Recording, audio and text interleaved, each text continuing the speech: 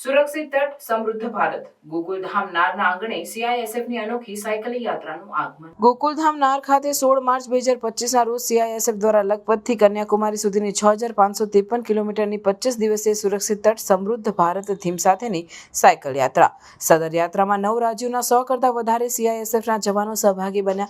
આ વિશેષ પ્રસંગે ગોકુલધામ નારના સ્વપ્નદ્રષ્ટા સાધુ સુખદેવ પ્રસાદ દાસજી સ્વામી અને વડતાલના ડોક્ટર સંત વલ્લભદાસજી સ્વામી તથા વિવેક સ્વામીએ શુભેચ્છા સહ આશીર્વાદ આપતા સ્વચ્છતા, સુરક્ષા અને આરોગ્યના મહત્વતા પર પ્રકાશ પાડ્યો।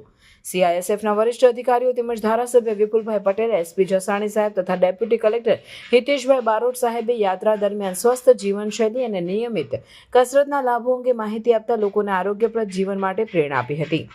આ અનોખી યાત્રા ગોકુલધામ નાર માટે એક પ્રેરણાદાયી પહેલ છે, જે આપણા સમાજમાં સકારાત્મક ઉર્જા અને આરોગ્ય પ્રત્યે જાગૃતિ લાવશે। આ પ્રસંગે ગોકુલધામ પરિવાર અને સ્થાનિક સમુદાયના લોકો મોટી સંખ્યામાં હાજર રહીને આ સાયકલિંગ યાત્રા સફળ બને તેવી શુભેચ્છા આપી હતી।